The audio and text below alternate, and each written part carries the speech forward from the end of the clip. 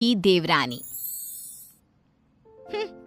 अगर आज मैं भी पढ़ी लिखी होती तो मैंने मोहल्ले में हो रहे कंपटीशन को जीत लिया होता और अच्छी खासी मोटी रकम जीतकर आपके हाथ में थमाई होती। माँ बड़ बोली, ज्यादा मत बोल। जितना तेरा कद है ना उससे भी 50% कम बोला कर। इस घर में ही क्या, हमारे खानदान में किसी भी औरत को पढ़ने की इजाजत नहीं है। देख तेरी बड़ी भाभी मधु, ये भी कहाँ पढ़ी है, इसके घर वालों ने भी इसे पढ़ने नहीं दिया। तो अब आप बाकी लोग जो करेंगे वही करोगी? पढ़ना सिर्फ लड़कों के हाथ में है। किताब, पेन, पढ़ाई ये आदमी ही कर सकते हैं, क्योंकि उन्हें ही तो आगे जाके कमाना है। औरतों को तो सिर्फ बेलन, झाड़ू और पोछा यही करना है जीवन भर। और तेरे इस कंपटीशन को जीत कर मुझे नहीं चाहिए पैसे। मेरा बड़ा बेटा सागर अब कमा रहा है और छोटा बेटा तेज भी अपने कॉलेज की पढ़ाई के बाद कमाएगा ही। तारिनी, तू तो बस अपनी बड़ी भाभी से खाना बनाना और घर के बाकी काम करना सीख ले। सच में आप सबकी सोच ना जमीन में धसी हुई रहेगी लाइफ टाइम। न जाने क्यों मैं इस घर में पैदा हुई। ऐसा नहीं बोलती तारिनी। तारिनी रोकर अपने कमरे में चली जाती है। पाठक परिवार में आज तक किसी भी लड़की ने पढ़ाई नहीं की और सिर्फ लड़कों को ही इजाजत दी जाती है, लड़कियों को नहीं। बिंदु के 2 बेटे होते हैं। बड़ा बेटा सागर जो एक अच्छी नौकरी करता है और उसकी बीवी मधु है, और छोटा बेटा तेज जो अभी कॉलेज में अपने लास्ट ईयर की पढ़ाई पूरी कर रहा होता है। बिंदु और यशराज ने कभी अपनी बेटी तारिनी को पढ़ने नहीं दिया, जिसकी शिकायत वो आज तक करती है। तेज को अपने कॉलेज में प्रीति नाम की एक लड़की से प्यार हो जाता है। प्रीति, वो दरअसल मुझे ये बात तुमसे बहुत समय से कहनी है। कल इकोनॉमिक्स के क्लास के बाद मैं तुम्हारे लिए रुका भी था, लेकिन तुम चली गई। बोलो ना तेज, क्या हुआ, क्या कहना है तुम्हें? प्रीति, अब मुझे तुमसे प्यार हो गया है। क्या तुम मुझसे शादी करोगी? देखो, हम पिछले 5 साल से एक दूसरे को जानते हैं। आई नो तेज, जैसे तुमने अपने जज्बातों को मन में छुपा के रखा, वैसे मैंने भी छुपाया। मैं भी तुमसे प्यार करती हूँ, लेकिन मैं तुमसे शादी कैसे कर पाऊंगी? क्यों? कौन रोक रहा है हमें? जहाँ तक मुझे पता है, हमारे शहर में लड़कियों को पढ़ने नहीं देते, ना ही पढ़ी लिखी लड़कियों से शादी करवाई जाती है। तुम्हारी बहन तारिनी भी नहीं पढ़ पाई ना अब तक। आई नो, फिर तुम्हारी माँ कैसे मानेंगी? तुम इस सब की चिंता मत करो। I'll fix that all। बस भरोसा और हिम्मत रखो। तेज घर जाकर अपने माता पिता बिंदु और यशराज से बात करता है इस बारे में, और प्रीति के बारे में जानकर बिंदु और यशराज कहते हैं, हैं? तू बोरा गया है क्या लल्ला? देख, ये सब हमारे घर में ही नहीं, राज घरानों में भी होता है। अब प्रीति के माँ बाप होंगे फिर फुरी, लेकिन हम नहीं। हाँ बेटा, ये शादी कतई नहीं हो सकती। शादी में लड़का आगे और लड़की पीछे होती है।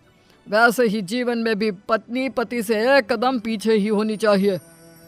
ठीक है, अगर आप लोगों को ये सही लगता है तो मैं भी वही करूँगा जो मुझे सही लगता है।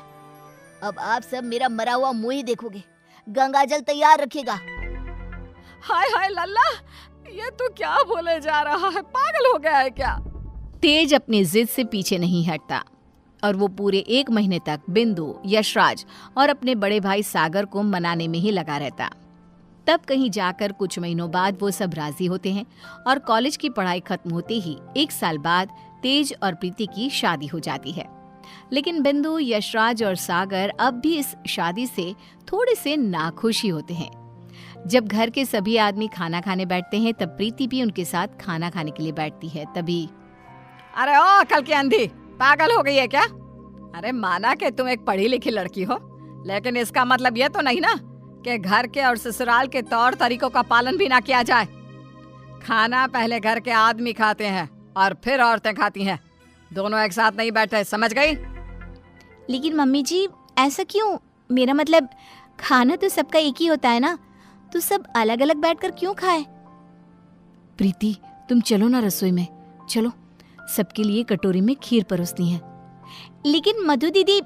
प्रीति, माँ और मधु जो कह रही हैं वो सब सुनो। तेज, अपनी बीवी को कुछ समझाओ।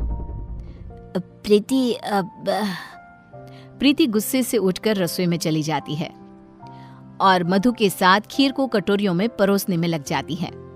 प्रीति, हम इस घर की बड़ी बहू हैं, उसके बावजूद भी हमें हर मामले में, हर काम में पीछे रखा जाता है, जूती की नोक पे रखा जाता है, क्योंकि हम पढ़े लिखे भी नहीं हैं। अब सोचो, हम बड़ी बहू होकर भी हमारा ये हाल है, तो तुम्हारे साथ क्या क्या होगा। मधु दीदी, आप पढ़ी लिखी नहीं हो, इसमें आपकी कोई गलती नहीं है, लेकिन ये जो कुछ भी हो रहा है ना, आदमी और औरत का भेदभाव, ये सब बहुत ही बेकार और इलॉजिकल है। आज दुनिया कहां से कहां पहुंच गई है। आज के जमाने में औरत आदमी के साथ कदम से कदम मिलाकर चलती है। खैर, अब हम और कर भी क्या सकते हैं, लेकिन हम अपने आप को बहुत भाग्यशाली मानते हैं। क्यों मधु दीदी? क्योंकि हमारी एक पढ़ी लिखी देवरानी जो है। हाँ, आपको पता है मधु दीदी, आप ना बहुत क्यूट हो, आपको किसी की नजर ना लगे। जब सभी हॉल में एकत्रित होते हैं, तभी बिना घूंघट ओढ़े प्रीति को देखकर, प्रीति बहू, अब क्या तुम्हारे लिए दीवार पर बड़े अक्षरों में इस घर के तौर तरीके लिखवा दिए जाए हैं? अब क्या किया मैंने? आप हमेशा राशन पानी लेकर क्यों चढ़ जाती हो मुझ पर mummy ji? I just don't understand. Preeti बहू, आज तुम बगैर घूंघट के दिख गई हो। आइंदा से अगर ऐसा बिना घूंघट के दिखी ना, तो मुझसे बुरा कोई नहीं होगा। मधु बहू को देखो, सोते समय भी घूंघट ओढ़े ही सोती है, नींद में भी ये हमारे आदेशों का पालन करती है। और हाँ, एक और बात कान खोल कर सुन लो, आइंदा से बड़ों से और अपने इर्द गिर्द के आदमियों से इतनी बदतमीजी से बात नहीं करना, और इस घर की 4 दीवारों में सिर्फ और सिर्फ सरल हिंदी भाषा का ही प्रयोग होगा। अंग्रेजी भाषा नहीं गूंजनी चाहिए। तेज, अपनी धर्म पत्नी को समझा कर रख। प्रीति निराश हो जाती है और अपने कमरे में चली जाती है। रात में वो तेज से कहती है, तेज, ये सब क्या हो रहा है? तुम्हारे घर वाले इतने पागल कैसे हो सकते हैं? अगर मुझे ये अंदर की बातें पता होती ना, तो मैं कभी तुमसे शादी नहीं करती। I married you just because तुमने कहा कि तुम्हारे घर वालों को मुझसे कोई ऑब्जेक्शन नहीं है। हाँ, तो वही हुआ ना, वो कुछ बोले क्या तुम्हारी पढ़ाई लिखाई पर? अब बाकी कुछ रूल्स रेगुलेशंस है घर की लड़कियों और बहुओं के लिए, अब उन्हें तो फॉलो करना ही होगा ना।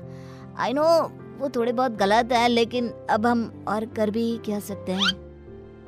एक दिन जब यशराज दूध वाले का हिसाब कर रहा होता है, तभी ये 3 हफ्ते जुलाई महीने के और 2 हफ्ते अगस्त के, तो कुल मिलाकर पूरे हुए। अरे बिंदु, जरा हमारे ड्रॉअर में से कैलकुलेटर तो लेकर आना। जी अभी लाती हूँ। बिंदु कैलकुलेटर लाती है और तभी प्रीति भी वहां आती है और यशराज को हिसाब करते देखती है। ओफो, ये कैलकुलेटर चल क्यों नहीं रहा? अब मैं हिसाब कैसे करूंगा? 5 हफ्तों का हिसाब मिलाया जाए तो बनते हैं 680 रुपए, क्योंकि हमने 3 रविवार और 4 मंगलवार को दूध नहीं लिया था रघु भैया से, तो उस हिसाब से यही हिसाब बनता है। मैंने अपने माइंड में ही 1 मिनट में कैलकुलेट कर दिया है। प्रीति बहू, तुझे 1000 बार कहा है ना, रसोई में ही रहा कर। अरे आदमियों के काम में क्यों हर बार अपनी टांग अड़ाने आ जाती है? आइंदा से ये हिसाब किताब वाले काम में तू बिल्कुल भी ध्यान नहीं देगी। चल दफा हो यहाँ से अब। न जाने कौन सी घड़ी थी वो जब तेज को इससे प्यार हुआ। बेवकूफ है हमारा बेटा। इस तरह फिर से प्रीति को चुप कराकर रसोई में भेज दिया जाता है। कुछ दिनों बाद प्रीति जब बाजार से घर लौटती है, तब वो घर पर सबको मधु पर चिल्लाते हुए देखती है और मधु बेचारी फूट फूट कर रोई जा रही थी।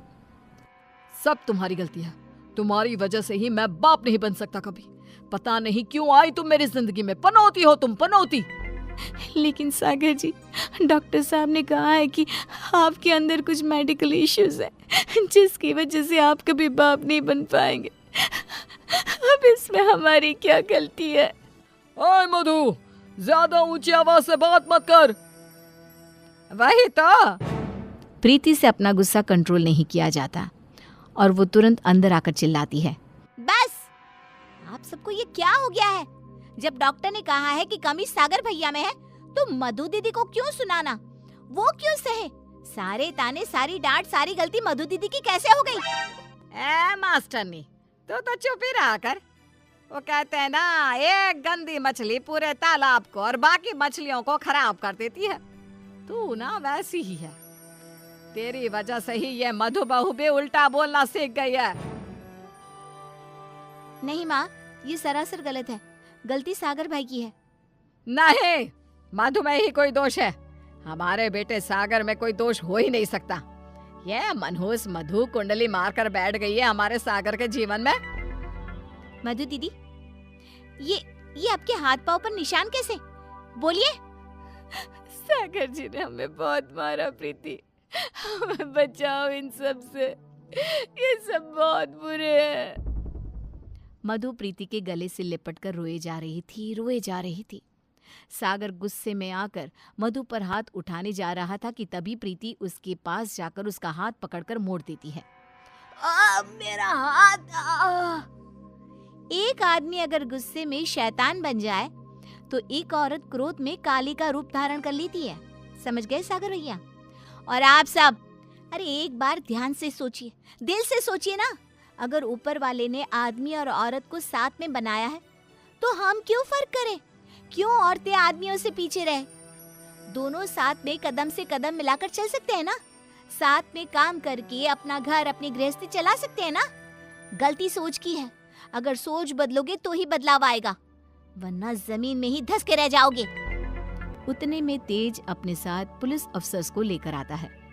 सागर भाई, आप मेरे बड़े भाई हो, लेकिन आज जो मुझे आपके बारे में पता चला, कैसे आप मधु भाभी को मारते हो, उन पर अत्याचार करते हो, इसके बाद से आप मेरे कोई नहीं। मेरे लिए आप ना के बराबर हो गए हो। इंस्पेक्टर साहब, गिरफ्तार कर लीजिए इन्हें। पुलिस सागर को डोमेस्टिक वायलेंस के केस में गिरफ्तार कर लेती है और उसे लेकर जाती है। माँ, पापा, प्रीति और मैंने फैसला कर लिया है कि हम अब इस घर में और नहीं रहेंगे और अकेले किसी शहर में जाकर रहेंगे। मधु दीदी और तारिनी भी हमारे साथ चल सकती हैं। इस तरह तेज और प्रीति वहां से चले जाते हैं और मुंबई शहर आकर तारिनी और मधु दोनों भी पढ़ने जाती हैं और सभी अपना जीवन खुशी से बिताते हैं। वहीं बिंदु और यशराज, जिन्हें तेज हर महीने पैसे और खत भेजता है, वो दोनों अपने बच्चों की याद में रोते रहते हैं और उनकी खतों को ही पढ़ते रह जाते हैं।